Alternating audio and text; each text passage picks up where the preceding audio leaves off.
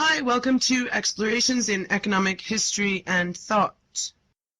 And today we're going to be talking about the fall of the new economic policy, and in particular NEP in crisis due to the economic calculation problem, a crisis in prices.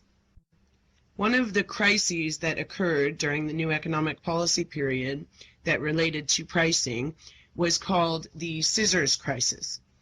And it was called this because, like the blades of an open pair of scissors, the prices between agricultural goods and industrial goods were diverging. They actually reached a peak in 1923, but they continued to cause problems after that. The big problem with this was that farmers were only able to get a very low amount for their grain when they sold it on the open market, and there were still open markets for grain. But when they went to buy things like tractors, the industrial goods prices were so high that they were unable to buy them, and they were unwilling to even sell their grain because they were unable to buy what they needed with the money.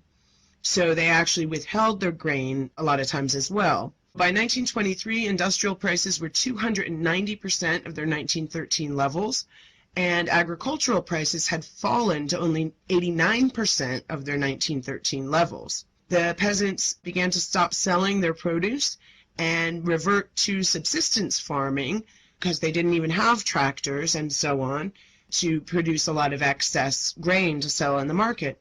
This began to lead to fears of a famine. What caused this crisis? Well, the state industrial syndicates and factories and so forth demanded high prices for manufactured goods, which the farmers needed, over which the state exercised near monopolistic control. The state was also the principal purchaser of bread grain, and they bought it at very low prices. So even though the farmers were private, the state pretty much set the prices for that, or during different periods actually outright set it, but they were the main purchaser in any case, and they were only willing to pay low prices.